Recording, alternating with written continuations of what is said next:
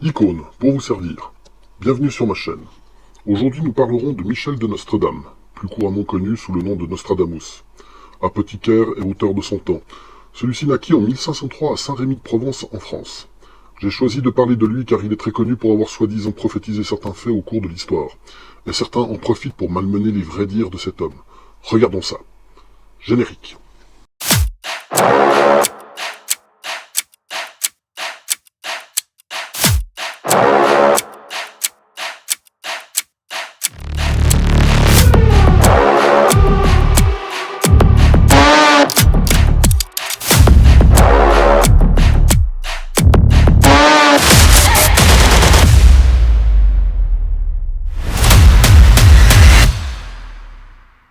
Il y a un fantasme typique de l'homme qui est de vouloir absolument connaître son futur. Peut-être pour mettre en garde sa progéniture, ou afin de pouvoir anticiper et vivre ses rêves. Néanmoins, connaître son futur restera, je le crains, un contexte de science-fiction. Même si l'on sait qu'en théorie, on peut avancer dans le temps, mais pas y revenir. Mais ceci est une autre histoire.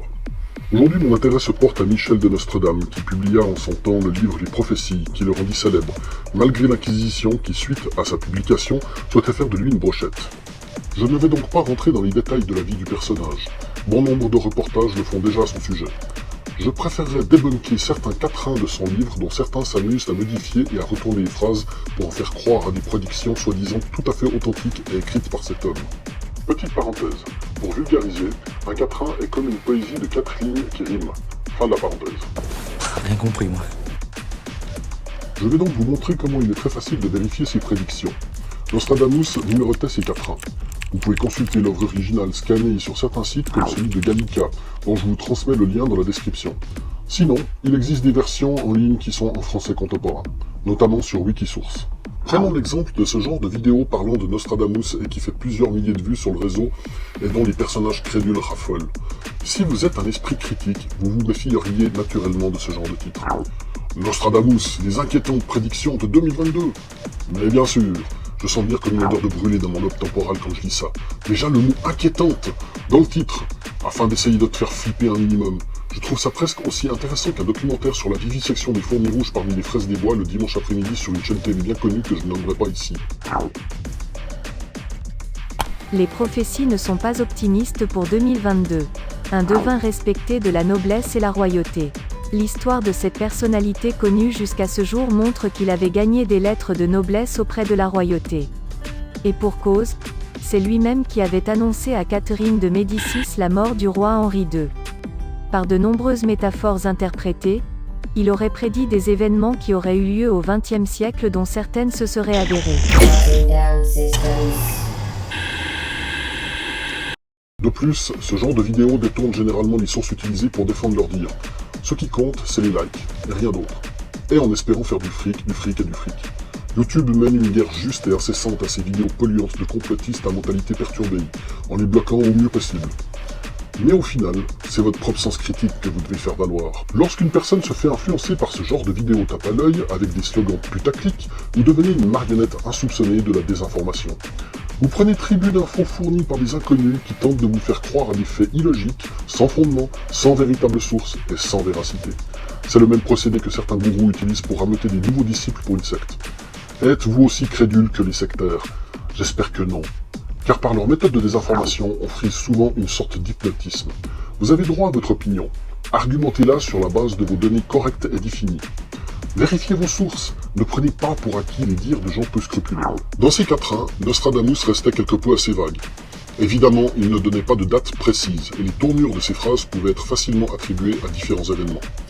Par exemple, si moi, Icône, je vous prédis « De pluie forte en ce jour où l'homme se lèvera, il pleuvra 10 jours et 10 nuits, terre liquide envahira. » Je sais, c'est pas un quatrain. Mais là n'a pas la question. En revanche, il vous sera facile d'attribuer ma prédiction chaque année dès que la météo sera déchaînée pendant une dizaine de jours, provoquant des coulées de boue à certains endroits.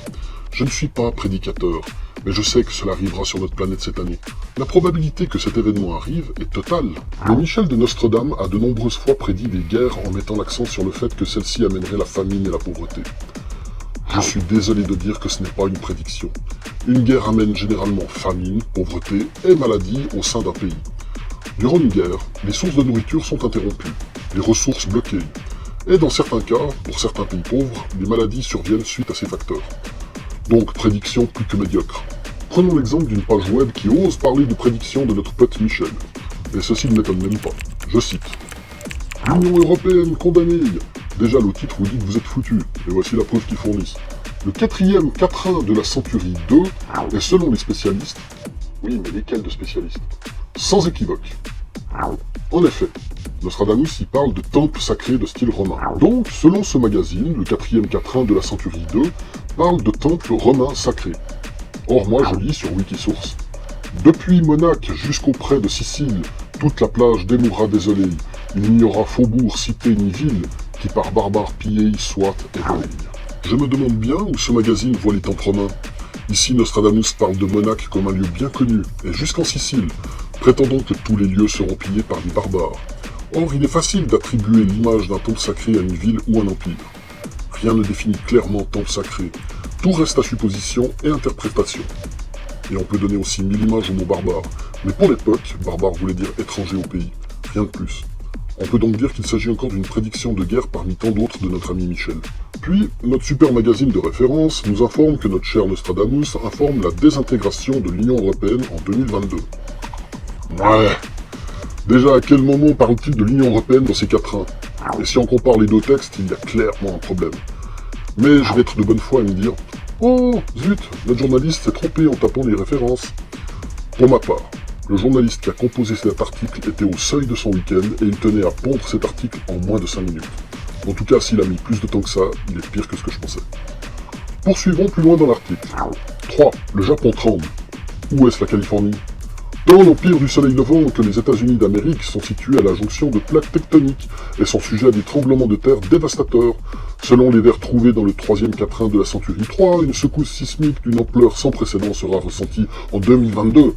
Cependant, les spécialistes, lesquels, ne s'accordent pas sur les lieux de la catastrophe. Il s'agirait soit du Japon, le séisme aurait eu lieu en pleine journée causant des dommages terribles, soit de la Californie, les terres à l'ouest, dont il serait tout aussi ravageur. Sur ce coup, le journaliste devait être un peu plus attentif. 2022. Aucune mention dans le 4-1, mais il parle en plus de spécialistes. Lesquels ? Quand ? Quoi ? Comment ? Pas d'explication, évidemment. Ensuite, Century 3, 4-1-3, on peut lire Mars et Mercure, et l'argent joint ensemble vers le midi extrême siccité. Au fond d'Asie, on dira terre tremble, Corinthe, Éphèse, l'or en perplexité. Donc, notre journaliste aura pris au moins 10 secondes pour lire ce 4-1. En revanche, il affirme que Nostradamus prédit des tremblements de terre pour 2022. Nostradamus n'a jamais donné de date dans ses écrits, il donne juste une approximation de milieu de journée. J'aurais honte d'être journaliste si c'était pour pondre des inepties pareilles. Et le lien avec les États-Unis n'est clairement pas stipulé. En revanche, Nostradamus situe le séisme en Asie. Donc, je vous montre l'Asie. Ah, il dit le fond de l'Asie. Ok, je zoome sur la droite de l'Asie. On peut penser qu'il parlait par exemple du Japon. Or, le Japon subit plusieurs milliers de séismes par année. Prédiction totalement stupide vu qu'il y en a chaque jour dans ce pays. N'oublions pas que l'auteur de ces 4-1 avait pour habitude de stimuler son cortex avec différents produits que je ne nommerai pas ici. Il était apothicaire ou non ? Il se mettait alors en transe pour alimenter son œuvre. Comme beaucoup d'artistes de notre époque d'ailleurs. Nostradamus n'eut jamais fini ses études, car la peste faisait des ravages en Europe à ce moment-là, et l'université dut fermer. Un homme qui, sans certificat d'études, essaye de frayer son chemin dans une Europe dévastée par la maladie. Il eut l'idée de mettre par écrit ses prédictions car il pensait aider et prévenir l'humanité en ce sens. Je ne le critique pas pour ce fait. En revanche, nos lecteurs d'aujourd'hui qui prennent crédit sur ses écrits sont des personnages largement influençables qui ne se rendent pas compte directement de la véracité de ces 4-1, car ceux-ci sont remanipulés et réinterprétés en fonction de l'actualité. Qu'est-ce qui peut intéresser quelqu'un de manipuler des écrits existants, soi-disant prophétiques ? Juste à faire peur. Et faire peur fascine. Quelqu'un de fasciné propagera ses rumeurs autour de lui en pensant savoir la vérité et se rendre ainsi intéressant. Les crédules qui l'écoutent suivront le manipulateur à l'origine de tout, faisant de lui comme un messie. Et là, je ne parle pas de l'argent qui pourrait être généré par ce principe. Si je parlais de début de sectarisme, je ne crois pas que je me tromperais de beaucoup. Ne soyez pas crédules et aveugles, restez critiques sur ces informations. Vérifiez par vous-même. Les gens crédules sont souvent aussi des personnes à qui il manque un but dans la vie, ou que celui-ci n'est pas clairement établi. Les personnes affaiblies qui se cherchent et souvent se perdent en chemin en tombant sur ce genre d'ineptie. Pour ma part, nous sommes tombés dans l'ère de la désinformation. Désinformation qui est aussi libre que la vérité. Elle se propage de façon exponentielle par l'intermédiaire de gens naïfs qui ne prennent pas le temps de réfléchir sur leur position. Et ceci mène généralement à une perte de confiance en soi indirectement visible.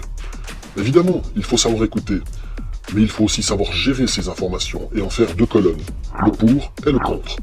Car au final, seul votre propre avis sera pris en compte. Prendre soin de ce que l'on dit, c'est prendre soin de sa propre personne mentale, et ainsi que celle de votre entourage.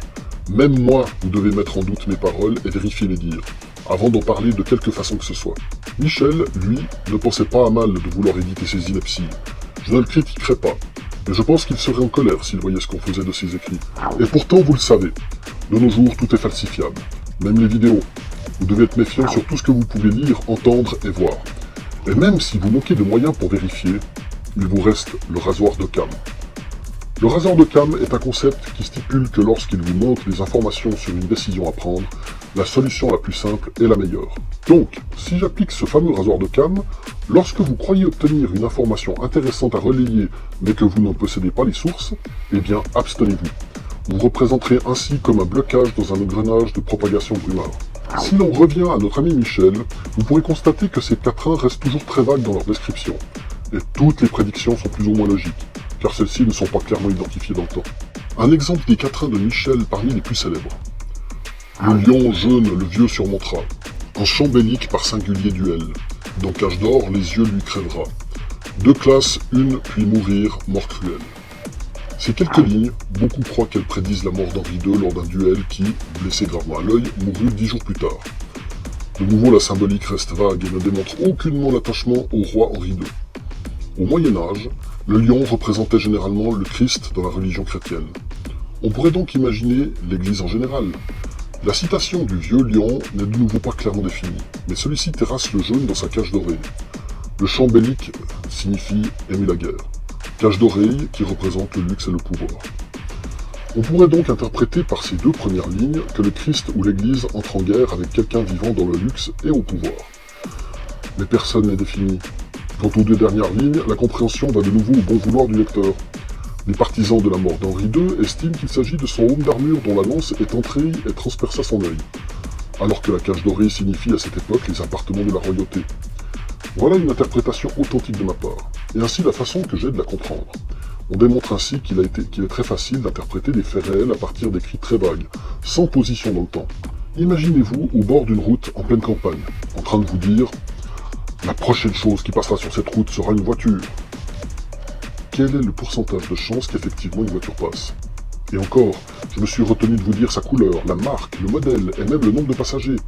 Si j'étais vraiment un prophète, je vous aurais clairement décrit toutes ces particularités. Donc par cette petite prédiction, suis-je un prophète? Michel était un junkie et un profiteur, mais il n'était pas bête. Il savait que s'il rentrait dans les détails, il se planterait totalement. Et pourquoi le format des prédictions en 4-1? Parce qu'il est beaucoup plus facile de retenir 4 petites lignes qui riment qu'un poème entier. Donc plus facile à transmettre. On pourrait très bien comparer ces quatrains à nos dictons que l'on ressort de temps à autre dans certaines situations, et qui nous aident à prendre une décision. La finalité derrière tout ceci? Il ne faut pas essayer d'attribuer un sens aux choses qui ne sont pas clairement définies. Soyez votre propre arbitre. Ne laissez jamais quelqu'un vous dire que c'est lui que vous devez croire. Vous devez prendre en main vos décisions qui auront été mûrement réfléchies et calculées. Ayez l'esprit critique en toute situation, ou utilisez le principe du rasoir d'Occam. Je ne chercherai jamais à vous empêcher de croire, mais restez maître de vos pensées et décisions. Cette vidéo est maintenant terminée, n'oubliez pas de liker, de vous abonner et de taper bien fort sur cette cloche. Et encore, désolé Michel.